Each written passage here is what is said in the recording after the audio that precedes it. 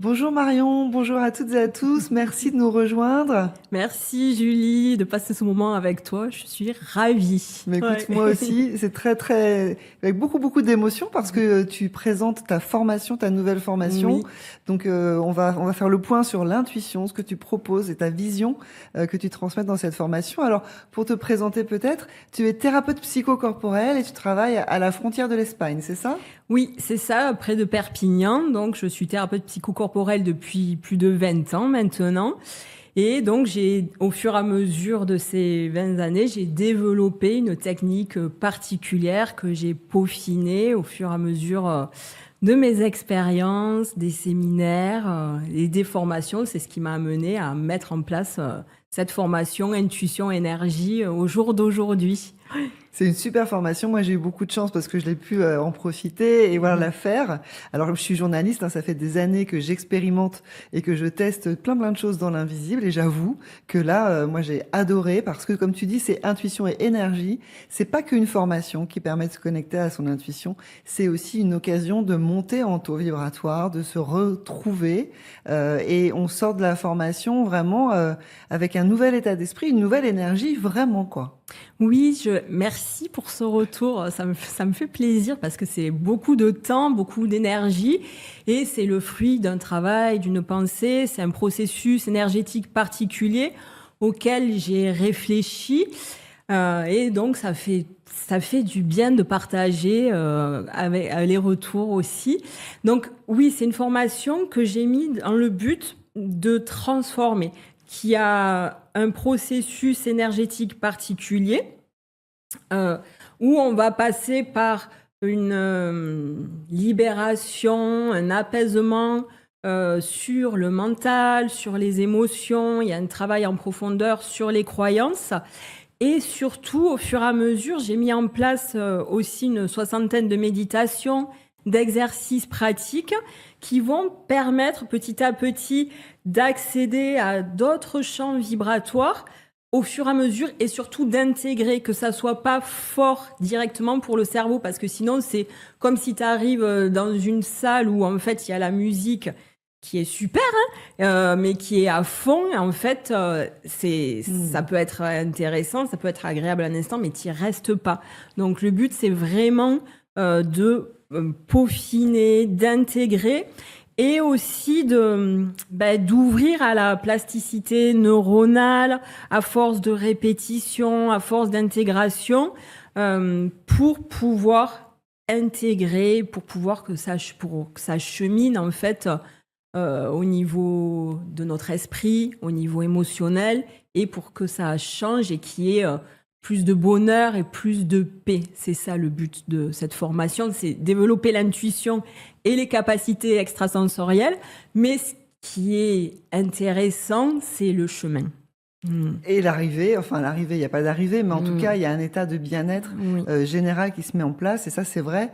Tu vas le dire énergie dans cette formation, intuition et énergie. Mais voilà, ça travaille sur différents corps et à différents endroits. Alors, toi, ton contact avec l'invisible, il a commencé toute jeune, très tôt. Tu avais déjà des perceptions.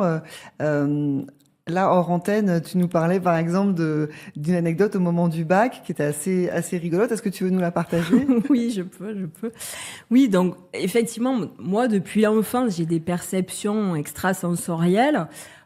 J'ai des flashs, j'ai des visions, je perçois les mondes invisibles, je perçois les champs électromagnétiques des personnes, les auras, les défunts.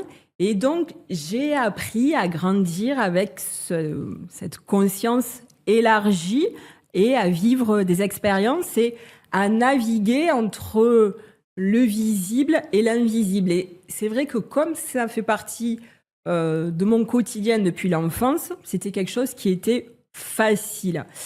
Et donc, à mes 17 ans, j'étais partie en études de lettres. Et donc, on n'avait pas beaucoup accès aux matières scientifiques. C'était toutes les 3 semaines. Et donc, au bac, je tombe sur SVT. Moi, SVT, j'avais plutôt passé le temps à discuter avec ma copine au fond de la salle. Et j'étais pas du tout branchée sur SVT, ça. c'est C'est science, c'est biologie, en ça, fait. Oui. science de la vie et de Oui. la terre. Et au moment de l'examen, je me retrouve avec la question. D'ailleurs, je me rappelle, parce que j'avais fait, d'ailleurs aussi, je peux rajouter ça, c'est que j'avais de l'urticaire jusque-là. La seule fois de ma vie où j'en ai eu, tout d'un coup, j'avais des boutons qui s'étaient mis sur toute ma main droite, pas dû au stress, en fait, à ce moment-là. Et donc, buguant sur le sujet, je fais appel à ce qui était le plus facile pour moi, c'était les connexions avec les mondes invisibles. J'ai demandé de l'aide. À ce moment-là, je me suis mise à écrire. J'ai ressenti de l'énergie, j'ai ressenti beaucoup d'énergie. J'ai fait des schémas, je comprenais rien à ce que j'écrivais. Il y avait tout un processus qui était en train de se mettre en place. Ma main écrivait sans mon consentement. Oui, avec mon consentement, mais sans ma logique en tout cas. Et je ne sais pas ce que j'avais écrit. Quand je suis sortie, je me rappelle avoir dit à ma mère à l'époque, écoute, si j'ai 3, c'est le bout du monde parce que j'ai demandé de l'aide sur les plans invisibles, mais j'ai rien compris. Et donc, la surprise a été que j'ai eu 17 au bac. Voilà. Et d'ailleurs, mes enfants, je suis maman de 4 enfants, me demandent à chaque fois, tu peux nous aider? Mais bon, le chemin, il est à faire soi aussi. C'est ça. Mais c'est bien pratique quand même. Du coup, se connecter comme ça, se brancher. Alors, ces perceptions que tu as depuis toujours, tu les as aussi beaucoup questionnées. Tu t'es passionné pour les neurosciences, le travail du cerveau, et tu étayes toujours tes ressentis et tes compréhensions dans l'invisible par des choses qui vont nourrir un peu le cerveau gauche pour que ce soit très concret en fait. Oui. Moi, je pars de l'intuitif vers le cerveau. Mon chemin, on est vraiment sur ça. Et donc, je cherche toujours, c'est toujours important pour moi, à comprendre, à étayer, à observer ce qui se passe à l'intérieur de nous, à travers notre cerveau, à travers le cerveau gauche, comme tu le dis très justement. Pourquoi ? Parce que notre mental, en permanence, il va créer des frictions, il va bloquer lorsque les choses elles sont pas rationnelles, et en plus, si on a envie de transmettre aussi notre message, eh ben, c'est bien que les personnes comprennent parce que ça va rassurer. Le cerveau gauche, c'est celui qui rassure, c'est celui qui analyse. Et très, très, très longtemps, on a fonctionné aussi avec ce cerveau gauche et on continue de fonctionner beaucoup avec. Donc, s'il est là, c'est qu'il a sa raison d'être.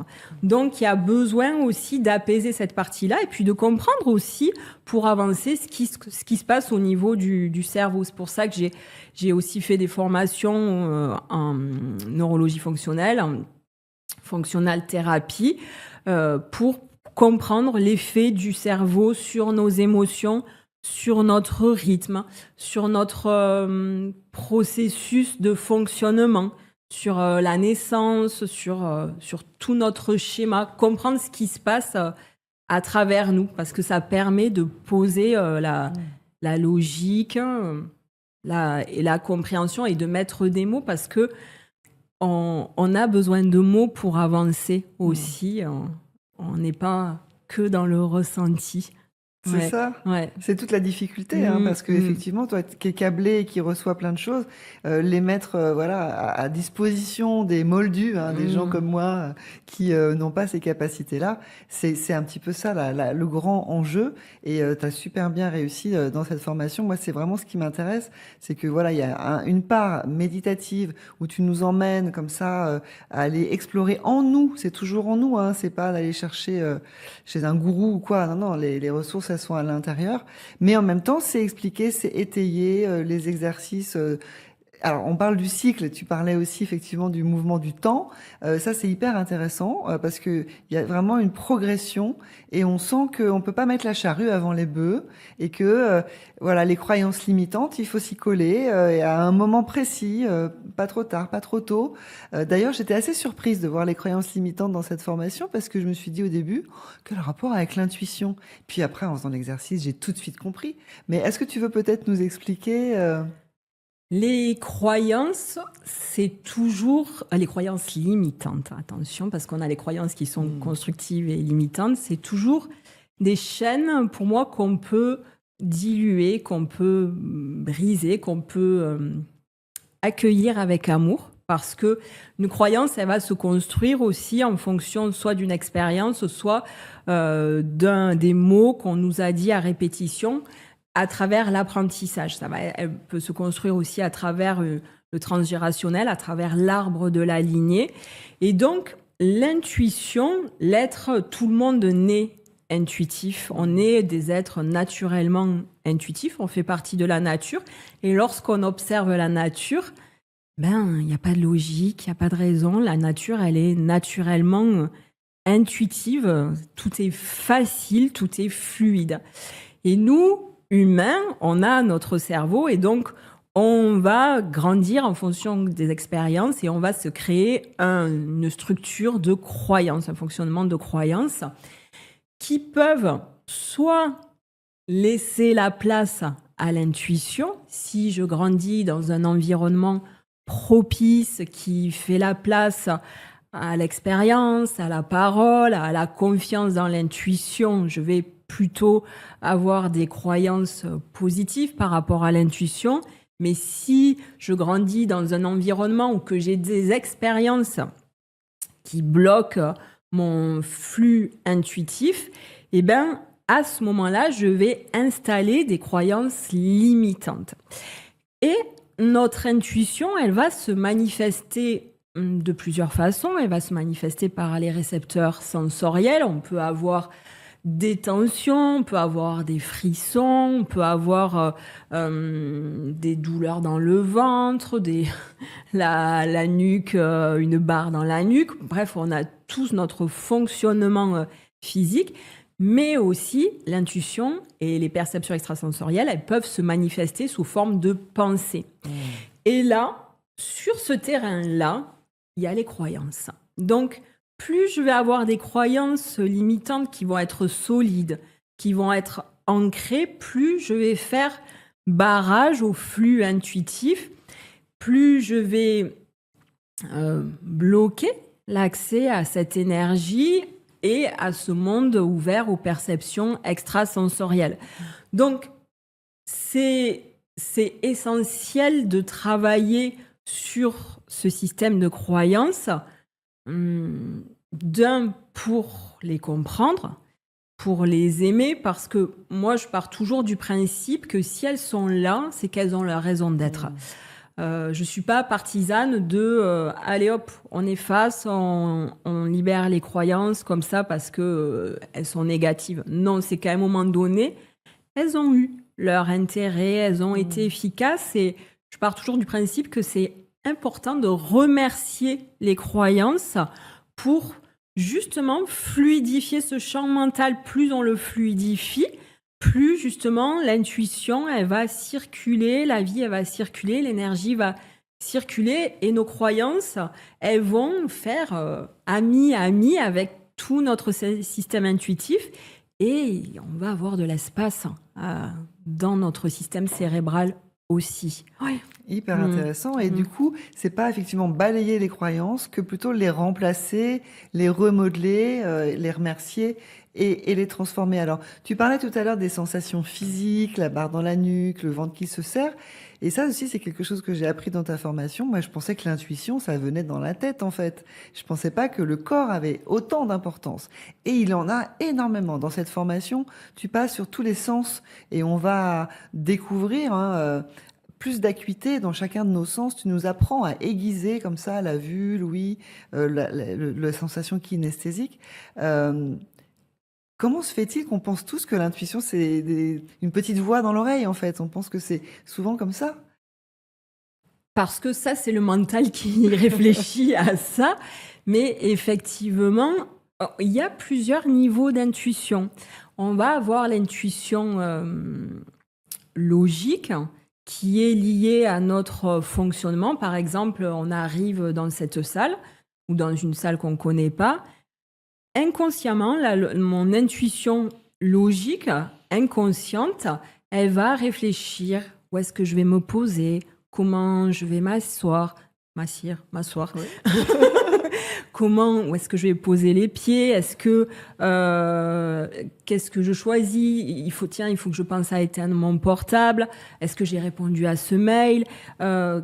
comment je m'adapte à l'environnement. Ça, c'est toute une sorte d'intuition logique qui se fait sur un plan inconscient dès lors qu'on a des nouvelles situations sur lesquelles on doit s'adapter, sur lesquelles le cerveau doit s'adapter. En neurosciences, on a vu qu'on prend environ 35 000 décisions par jour. C'est énorme sur un plan automatique, sur qu'est-ce que je dois manger, est-ce que j'ai mangé, est-ce que j'ai faim, quelle température il fait, comment je vais m'adapter sur le terrain. Et donc, ça se passe au niveau du corps physique. Et au fur et à mesure, notre intuition, elle va être aussi liée à notre mode de survie. Elle est beaucoup là pour le mode de survie. Moi, je sais que par exemple, il n'y a pas longtemps, j'étais en voiture et je conduisais. Et à un moment donné, il y avait une voiture qui allait très vite derrière moi, ce qui peut arriver très fréquemment. Et là, j'ai eu l'image, donc c'est passé par la vue sur ce coup-là, et donc d'un accident. Je l'ai dit à voix haute d'ailleurs, j'avais un de mes enfants derrière, j'ai dit il va y avoir un accident. Il m'a dit pourquoi tu dis ça? Et parce que je le savais, parce que l'intuition, quand on la ressent, c'est une connaissance directe qui passe pas par la logique. Et effectivement, à ce moment-là, j'ai freiné, j'ai réduit ma vitesse et 1 minute plus tard, en fait, je suis arrivée et il y avait un gros accident. Voilà. Donc ça, c'est mon intuition, mes capteurs sensoriels, les perceptions extrasensorielles aussi, qui sont nos antennes, c'est notre ciel. Moi, c'est ce que j'appelle, c'est notre ciel étoilé à l'intérieur de nous, qui nous guide en permanence et qui m'avertissait en fait pour la survie, pour que je puisse continuer de vivre. En fait, notre cerveau, il est toujours en mode de survie. Et donc ça va être notre fonctionnement de notre intuition. Et puis, plus je vais développer mon intuition, plus je vais élargir mes perceptions et je vais avoir accès à d'autres informations. Donc, on va parler de précognition, on va parler aussi de connexion extrasensorielle, qui se déplace, qui traverse à travers la logique de l'espace-temps. Et donc, cette intuition, elle va être là. Au départ, je vais être guidée peut-être sur mon compte en banque, sur ma santé, sur les amours, sur le côté professionnel, sur la famille, sur ce qui me tient à cœur dans ma vie perso, un peu dans le cercle réduit. Et plus je vais développer mon intuition, l'état intuitif et les perceptions extrasensorielles, plus je vais ouvrir sur d'autres connexions liées au temps, à l'espace-temps, liées à des informations au niveau planétaire, liées au champ invisible, au niveau des défunts. C'est une arborescence qui, tout doucement, qui s'affine au fur et à mesure. Ouais. Et ça, c'est hyper intéressant, effectivement. Et dans ta formation, d'ailleurs, on ne peut pas avoir toutes les informations d'un coup. On est obligé d'attendre le lendemain pour avoir. Il y a des pauses aussi. Oui. Tout ça, ça permet vraiment le principe de l'intégration des éléments, parce que c'est vrai que on aurait, comme les exercices sont assez simples, c'est très très. On a envie, envie d'aller plus loin, mais non. Pour toi, c'est important que le temps se déroule pour que les choses se posent et s'intègrent. Dans l'intégration, j'ai envie de repartir un peu sur ton parcours et toi sur les choses justement que tu as mis du temps à intégrer et qui t'ont permis du coup de développer ces qualités extrasensorielles. Ça a commencé aussi, alors très jeune, toute petite, tu avais déjà des relations particulières, mais il y a eu un drame en fait dans ta vie qui t'a un peu ouvert. Alors ça, je me suis toujours demandé pourquoi, mais c'est pas rare qu'on voit que des gens qui survivent à un accident de voiture ou qui ont un énorme choc émotionnel, ça développe ensuite des aptitudes de guérison ou de précognition. Qu'est-ce qui t'est arrivé en fait? Oui, donc moi, c'est un moment qui a été phare. Ça a été une lumière aussi, oui, dans ma vie. Ça a été à mes 13 ans, donc mon père s'est suicidé. Et donc, j'ai vécu un véritable traumatisme à ce moment-là.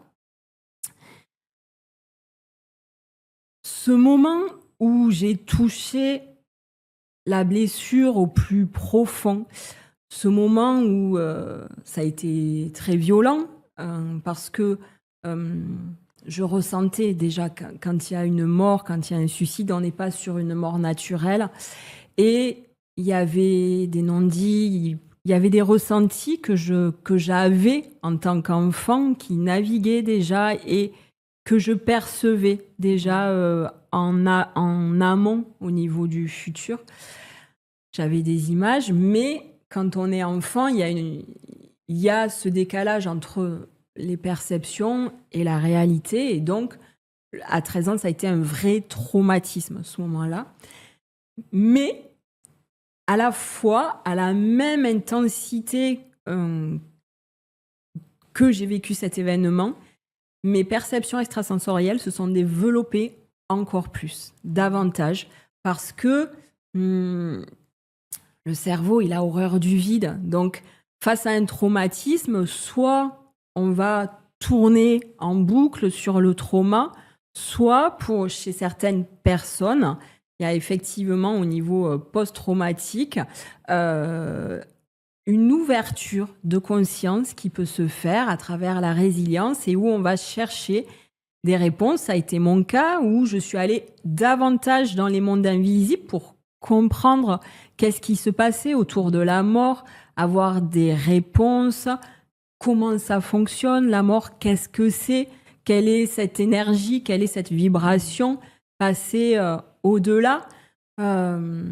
À 13 ans, tu t'es frotté à Oui, ce sujet-là. à ce moment-là, je me rappelle d'un rêve aussi qui a été hyper significatif à ce moment-là, où après la mort de mon père, où j'avais vu une ombre qui représentait la faux qu'on peut avoir symboliquement.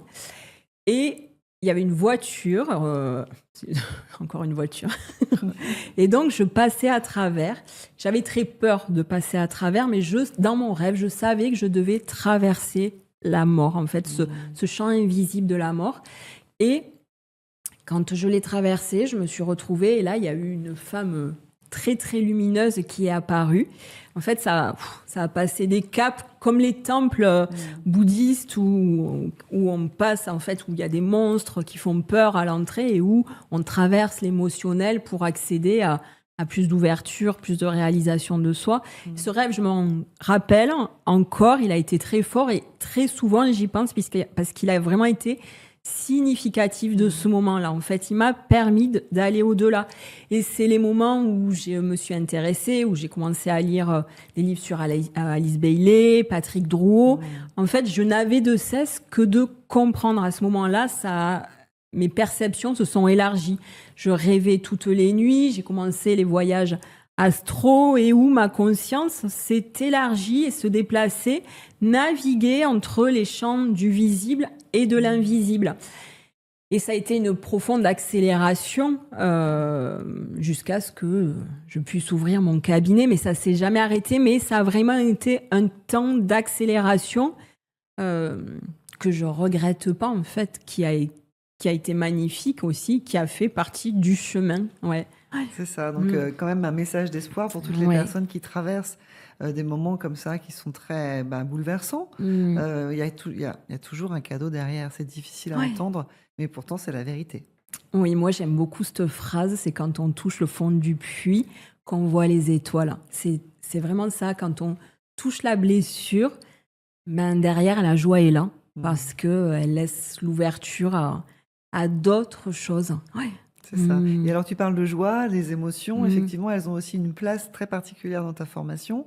Moi, j'ai appris que les émotions, elles passent par les capteurs physiques du corps. Encore une fois, c'est pas dans la tête.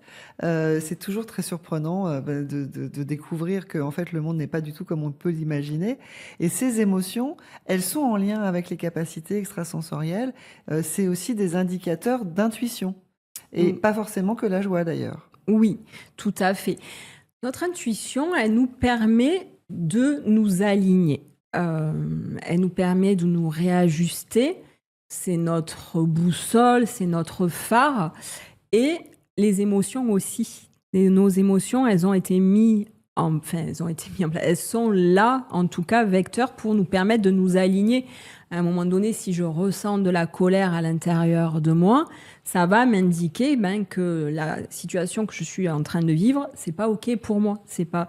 Donc, elle va être messagère de l'intuition aussi. Par contre, ce qui est intéressant à différencier, c'est que mon intuition, elle peut venir comme une émotion apparente, mais c'est pas pareil. C'est-à-dire qu'une émotion, elle va venir en réaction à une pensée, et la pensée va venir en réaction à une croyance. Alors que l'intuition, c'est pas un feu d'artifice émotionnel. L'émotion, elle peut durer longtemps, à répétition. Des fois, on peut être en colère à vie. Je reconnais. Et l'intuition, elle vient comme une pensée fulgurante. Je peux avoir un ressenti émotionnel qui se passe dans le corps, mais c'est pas une émotion. Ouais. Mais ça va se traduire un petit peu comme une émotion. Pourquoi ? Parce qu'on va ressentir la tension au niveau du ventre, au niveau du dos. Ça va être désagréable.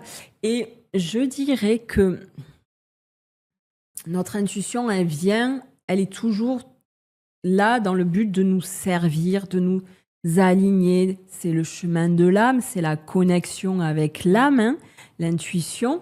Et c'est pas toujours agréable.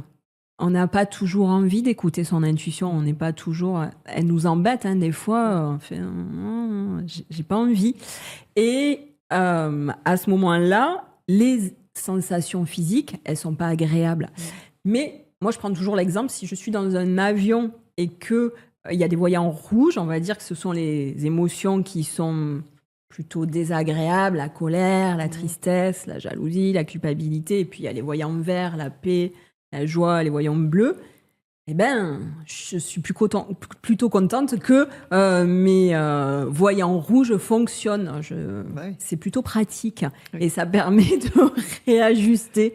Voilà, c'est donc ça permet ça en fait de réajuster. Ouais. Tu fais bien de le préciser parce qu'effectivement, à pas vouloir vivre des choses désagréables, on passe à côté en fait de la vie parce que la vie c'est pas forcément toujours très agréable. Ce qui est intéressant aussi dans ta dynamique, c'est que souvent l'intuition, on se dit est-ce que j'écoute mon intuition, est-ce qu'elle me parle mon intuition. Mais le chemin inverse fonctionne aussi, c'est-à-dire que comme quand tu le disais au moment du bac, tu as demandé à ton intuition des résultats, des infos, des trucs à écrire sur ta copie de SVT.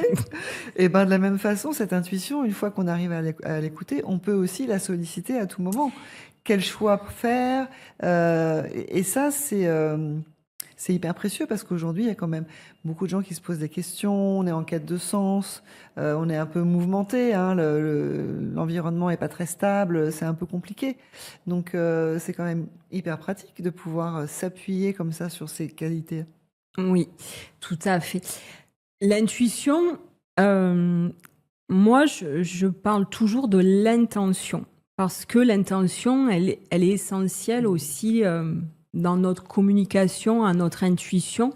Ça va être, c'est l'arc. Qu'est-ce que j'ai besoin de demander à mon intuition ? À partir du moment où je vais axer mon intention, mon énergie, ma présence et poser les bonnes questions à l'univers, à l'intuition, au champ invisible, je vais avoir la réponse puisqu'on est tous connectés. Il faut savoir aussi peut-être l'écouter. C'est parce qu'il y a des gens qui s'attendent à avoir un message. Quand tu disais là, j'ai vu un accident, donc c'est passé par la vue. D'autres parfois ont passé par l'oreille. Les synchronicités aussi, ça peut être des réponses de l'intuition. Une synchronicité, alors elles sont assez à la mode. Est-ce qu'on peut rappeler ce que c'est qu'une synchronicité et que tu nous dises si oui ou non c'est une réponse de notre intuition? Oui, ça peut une synchronicité. C'est quand c'est Jung qui a mis ça en lumière en fait. Enfin, qui en a beaucoup parlé, c'est quand on voit des signes, une image, une chanson, un mot, et qu'il a une signification pour nous. Quand ça fait plusieurs fois, quand il y a des doubles, des triples synchronicités, ça veut dire que effectivement, c'est notre intuition. Notre intuition, elle passe par le chemin qui est possible. Donc, si moi, je prête attention aux signes, eh ben, elle va passer par là direct pour être entendue, pour que le chemin il soit plus facile. Plus je vais développer cet état d'esprit-là, plus je vais me mettre en onde alpha aussi, au niveau de mon cerveau, au niveau de mes ondes cérébrales. Et chimiquement, dans le corps, je vais attirer à moi des hormones de plaisir qui vont permettre un bien-être, qui vont permettre, qui sont antidépressifs, qui nous permettent d'accéder à plus de joie, plus de bonheur. Et plus je me mets en état d'appel, plus je conscientise que oui, cet espace, il existe en moi et que je peux être pilote et que je peux appeler et que je peux agir sur cet espace vibratoire, et plus je vais avoir des réponses. C'est comme tout, plus je m'entraîne, plus c'est là. Pour apprendre à marcher, on est tombé un paquet de fois. Et plus je m'entraîne, plus les réponses, elles sont là. Et c'est d'ailleurs le but de cette formation, justement. Et c'est pour ça que je la fais petit à petit, pour ancrer le processus et pour qu'il y ait de vrais résultats. Parce que plus je développe, plus ça devient normal, plus j'installe des croyances, d'abord, positives, tout à fait, de la confiance. Et ça aussi, c'est la recette magique. La confiance, à partir du moment où j'ai confiance dans mon intuition, à partir du moment où je la valide, j'ouvre d'autres champs. Je fais venir ces hormones de plaisir qui sont là et qui se passent chimiquement. Et donc, ça a été prouvé. Il y a eu des études aux États-Unis, en fait, qui ont mis en lumière que à partir du moment où on activait la récompense, la réussite, ça mettait en place des hormones de bien-être. Et donc, c'est chimique dans le corps. Et donc, déjà, ça se passe physiquement. Et de deux, ça va ouvrir sur d'autres champs possibles. Et ça, à chacun, en fonction de jusqu'où on veut aller et puis jusqu'où on peut aller, c'est effectivement une ouverture qui peut être immense. On verra à la fin que ça peut aller très loin. J'ai bien aimé, alors je vais prendre ma petite fiche parce qu'il y avait des phrases dans tes formations qui sont presque des mantras qu'on a envie d'écrire et d'encadrer au mur tellement elles sont belles. Tu dis, en écoutant mon enfant intérieur, je redonne vie à mon intuition la plus pure. Et donc, quand tu disais, oui, l'apprentissage, quand on est enfant, forcément au début, on tombe quand on apprend à marcher. Cet enfant intérieur qui est connecté à la joie, c'est lui aussi qui, d'une certaine façon, est content quand on lui fait confiance, quand on l'écoute, quand on répond à ses besoins. Tout à fait, ouais. Merci Julie, c'est hyper intéressant, oui. L'enfant intérieur, il est naturellement intuitif. L'enfant, à partir du moment où il est in utero, l'intuition est là, comme on disait, nous sommes des êtres de nature. Et l'enfant, il va apporter un dessin à la mère, aux parents, à quelqu'un qu'il aime, son esprit va pas dire est-ce que il va pas aimer mon dessin, ça va pas être dans sa logique. Non, lui, naturellement, il a confiance dans son dessin. En général, il est plutôt content. Et donc, ça fait partie de notre nature profonde. Et donc, l'enfant intérieur, en fonction de nos apprentissages, il va vivre des blessures en fonction de l'histoire qu'on vit. On n'est pas nés au même moment, on a tous des histoires différentes. Et effectivement, il va y avoir soit la blessure avec les émotions qui vont se réactiver dans notre adulte, et aussi la joie, parce que ça fait partie...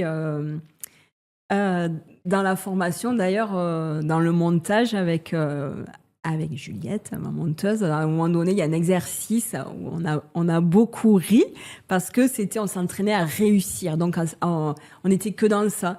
Et donc, il y avait de la joie. C'était drôle, en fait, à ce moment-là, parce qu'on était là, oui! Et c'est un moment qui est drôle dans la formation parce que quand il y a la réussite, oui, l'enfant, il est là, la joie, elle jaillit. Et elle est naturelle. C'est Ouais, ça. elle est naturelle, cette joie. Elle est Ouais. naturelle, Ouais. comme l'intuition est naturelle. Mm. Effectivement, comme tu le dis, quand on se fait confiance, quand on arrive à dépasser quand même, parce que on va pas se mentir, tout ce qui est de l'ordre de l'invisible a pas bonne presse. Voilà, Mm. on l'apprend pas à l'école, c'est pas à la maison, à part peut-être chez toi, mais il y a pas beaucoup de maisons dans lesquelles on peut, voilà, parler de ses rêves, parler de son intuition, de ses ressentis. Quand on arrive à mettre voilà, une validation, une confiance à cet endroit-là, et ben du coup, j'ai envie de dire, le monde change complètement. Parce que du coup, on peut l'accepter avec sa partie invisible, qui est quand même aussi importante que la partie visible, on est d'accord? Bien sûr, bien sûr. Oui, c'est à force d'expérience. C'est vrai qu'on a été coupé de notre intuition depuis 1500 à peu près. À un moment donné, c'est vrai que la science, elle a été coupée au niveau des recherches sur la conscience où bon, il y a eu avec le Concile de Trente, en fait, où il y a eu d'un côté l'étude des sciences et d'un côté la conscience qui appartenait à l'Église Dans la religion. et avec le moment de l'Inquisition et tout ce qui était autour des recherches était une hérésie, était tabou et donc où on risquait sa vie. Donc il y a un inconscient collectif lié autour de ça où c'est mystérieux, où on en parle, où on se cache un petit peu parce que ça fait partie de l'histoire. Mais bon, déjà, ça s'ouvre de plus en plus et c'est tant mieux. Il y a une vraie ouverture de conscience. On n'est plus brûlé maintenant quand on parle d'intuition, de perception extrasensorielle. L'évolution de la Terre s'est mise en place aussi.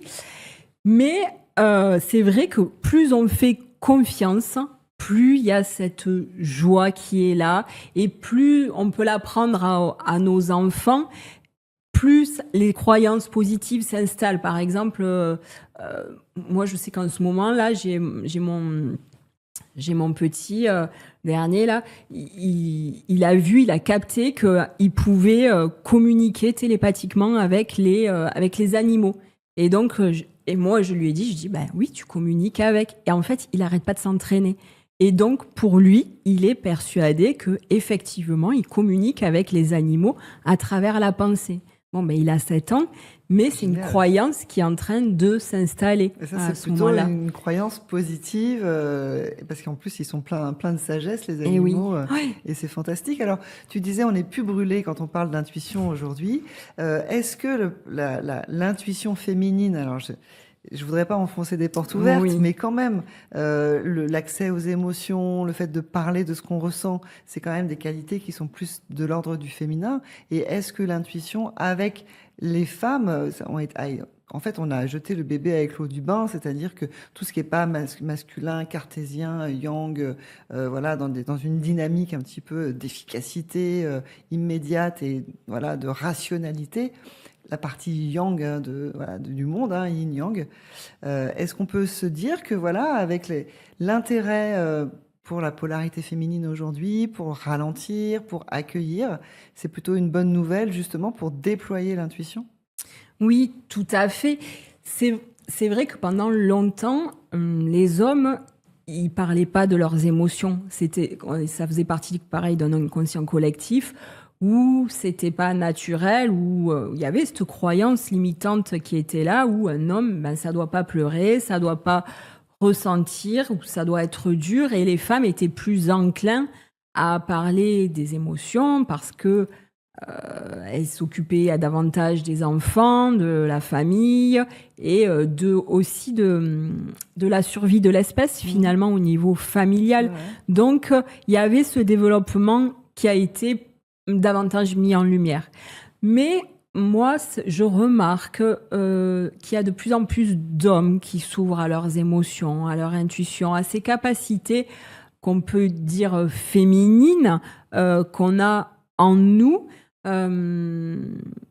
Qui les reconnaissent, qui les accueillent, qui en parlent, qui échangent ça avec leurs enfants, qui développent. Il y a une ouverture de conscience et effectivement, les polarités, elles s'équilibrent davantage. On est sur une recherche de l'équilibre au niveau du masculin et du féminin, mais l'intuition, elle est là pour tout le monde. Ouais.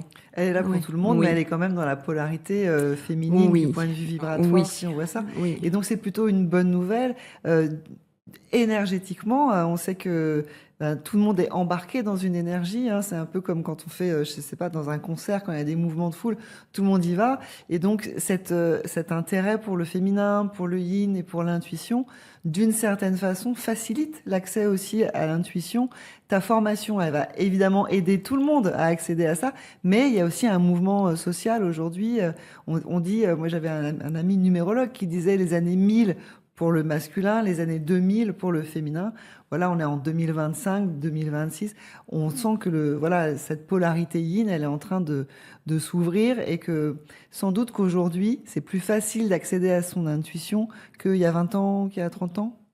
Oui, et puis on est à l'ère de la communication aussi, donc on a aussi davantage accès aux informations parce que finalement, l'intuition, les messages, les dirigeants s'en sont toujours servis, ils ont toujours fait appel à des astrologues, à des médiums. L'humain, il a toujours cherché à avoir une forme de réponse. Mais c'est vrai que maintenant, on s'en sert davantage, on conscientise davantage ça, et ça, il y a une vraie ouverture. Moi, j'ai beaucoup de parents qui m'amènent leurs enfants aussi, et où les enfants, ils ont conscience de leurs émotions, où on en parle, c'est facile, c'était pas le cas avant. J'ai beaucoup de papas qui m'amènent leurs enfants et avec qui on échange autour de ce terrain-là, des enfants sensibles, voire hypersensibles, hyprasensibles, et qui sont ouverts sur ces portes-là, sur ces dimensions-là. Ouais. Ça, c'est une super nouvelle. C'est plutôt une super nouvelle. Est-ce que j'avais envie qu'on fasse un petit exercice pratique, parce que dans ta formation, il y a l'exercice des mains. Ah, oui. Alors peut-être, est-ce qu'on peut partager ça? Ça te dérange pas? Oui. Ça peut être un petit test pour que les gens ressentent un peu. Tout à fait. Alors donc là, donc ça, c'est notre magnétisme intérieur qu'on a, et effectivement, on a comme des roues, des chakras qu'on appelle en sanskrit, et où on peut ressentir l'énergie. D'ailleurs, il y a des écoles en fait qui apprennent ça aussi aux enfants, et où on développe la kinesthésie en fait pour développer l'intuition, pour développer la pensée, l'intention. Et donc, cet exercice, il consiste un petit peu à frotter les mains et à sentir, en fait, là, on sent le corps éthérique. Voilà.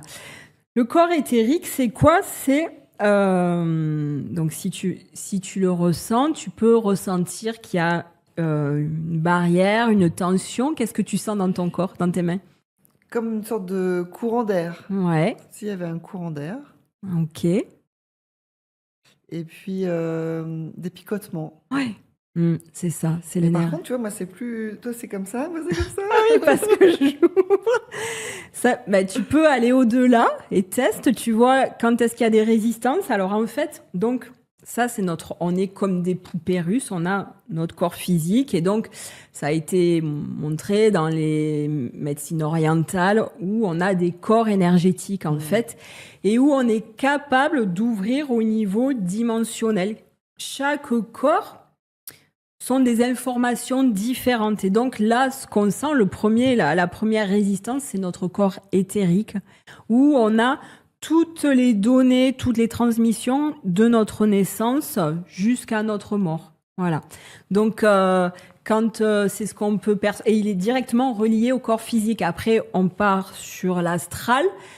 Alors ça, c'est des mots qu'on a catalogué avec notre logique, avec notre raison, mais voilà, il y a des couches, mais en tout cas, tout est énergie, et donc on peut ressentir notre propre énergie à travers nos mains, en la voyant. Donc moi là, je te vois, je vois tes champs électromagnétiques, mais on peut le voir avec des plantes, on peut toucher avec des plantes, avec les animaux, avec une montagne, avec une ville. Tout à l'heure, je suis venue de Perpignan dans le métro, et effectivement, il y a tout un champ énergétique collectif en fait qui est là, et qui nous traverse et qui est là en permanence. Et en fait, ce sont des informations qui sont là. C'est comme ça que des fois, je vais me retrouver à côté de quelqu'un. Et je vais être à l'aise. Je vais me dire, ouais, je suis bien à côté de cette personne. C'est confort, c'est chouette.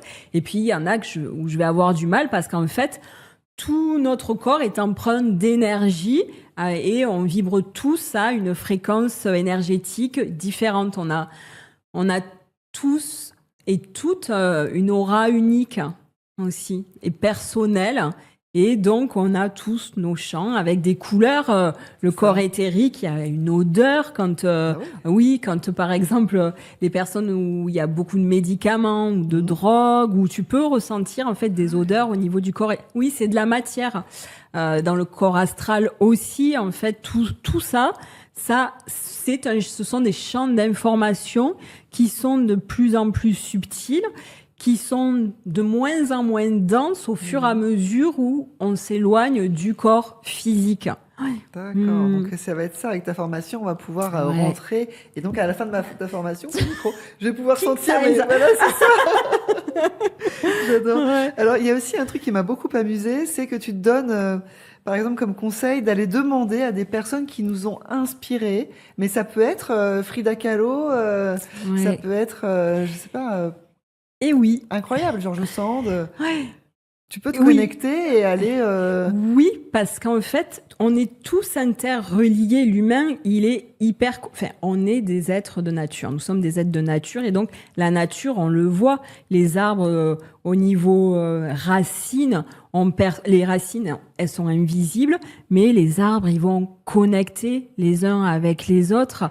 Et d'ailleurs, j'ai une histoire que je vais te raconter, mais que j'ai eue avec une aloe vera. Mais effectivement, où on est tous interreliés. J'avais, pour la petite histoire, j'avais donc mon troisième qui, quand il est né, avait beaucoup d'eczéma. Et donc, j'ai testé plein de crèmes, j'ai testé plein de choses. Et ce qui le soulageait pas mal, en fait, c'était l'aloe vera. Mais l'aloe vera en plante. Et moi, j'avais une vieille aloe que j'aimais beaucoup, mais qui avait plus de 15 ans, une grosse plante, mais qui m'a jamais fait de bébé, qui faisait jamais de pouce. Et donc, voyant que que mon petit avait de l'eczéma, tout le monde m'a amené des plantes d'aloe vera. Et donc, j'ai mis en face de l'aloe vera, une avec des pousses. Et je fais, oh, c'est génial, j'ai plein de pousses. Et j'étais vraiment joyeuse et j'ai parlé. La semaine qui suivait, l'autre, elle m'a fait plein de pouces et elle a repris sa place. Ça a été énorme, cette expérience, en fait, parce que... On peut demander aux plantes. Oui, il n'y a pas de limite, en fait. Et entre les plantes, elles communiquent à travers ça. Et les arbres aussi, il y a la vie secrète des arbres. Ce livre, il est hyper intéressant. Ouais. Et nous, on est pareil. Et je le voyais, donc encore une fois, ce matin dans le métro, je voyais toutes ces personnes avec leur portable, en fait, qui sont en soif de communication, d'interaction sociale. En fait, c'est le lien d'attachement, en fait, à l'autre, la recherche d'amour, ces connexions qui sont là et qui font partie de notre champ énergétique en permanence. Ouais. Donc c'est fantastique. On parle avec les plantes, on parle avec les personnes qui nous ont inspirés, les auteurs d'un livre, on peut... Et donc, pour revenir... Pour revenir aux personnes qui nous inspirent, elles font partie d'un inconscient collectif. Et donc, on a accès à cette forme de sagesse. Ces sagesses-là, elles sont universelles. Donc, on peut se connecter effectivement à des moments donnés, à un savoir qui appartient à la Terre et au-delà. Parce que si à un moment donné, ces personnes-là ont eu ces formes d'intuition, c'est qu'elles avaient accès à d'autres infos, mais auxquelles nous aussi, on a accès. Moi, j'aime beaucoup la phrase d'Albert Einstein qui dit « L'intuition est chose sacrée, le mental est un serviteur ». Et c'est vraiment ça, c'est-à-dire qu'à un moment donné, ce sacré intuitif, il est là partout dès lors que on veut bien lui faire de la place et le laisser s'inviter chez nous. Magnifique. Et tu nous donnes un magnifique mode d'emploi pour y accéder. Et en plus, on peut faire ça de chez soi. On n'est pas obligé d'aller te retrouver près de Perpignan. Parce que tu as nourri quand même cette formation, on l'a pas forcément dit, mais de nombreuses années de séminaires, de transmission. Pendant des années, tu fais ça. D'ailleurs, tu continues en présentiel. On peut te retrouver quand même chez toi. Mais là, maintenant, on peut le faire en toute autonomie depuis chez nous. C'est la bonne nouvelle. Oui, et puis c'est pas le même format. Je l'ai mis en place aussi. Donc oui, je mets en place des séminaires, j'ai mes consultations. Et d'ailleurs, ces séminaires, c'est ce qui m'a permis aussi de mettre en place cette formation-là aussi parce que j'ai beaucoup enseigné des centaines de personnes autour de l'intuition, autour de l'énergie. Et quand tu vois qu'au moment où elles ressentent et où elles reconnectent avec cette confiance intuitive que c'est là, tout respire, tout est à sa place, tout est juste. Et je me suis dit que je voulais vraiment permettre au plus grand nombre de personnes possible d'avoir accès à ça. Et c'est aussi différent des séminaires que je propose parce que les séminaires, c'est complémentaire en fait. Sur des séminaires, des fois, on va vivre une expérience qui va être intense, forte, qui va s'ancrer, qui va créer peut-être des croyances positives. Et on revient chez soi et donc on décide de le cultiver ou pas.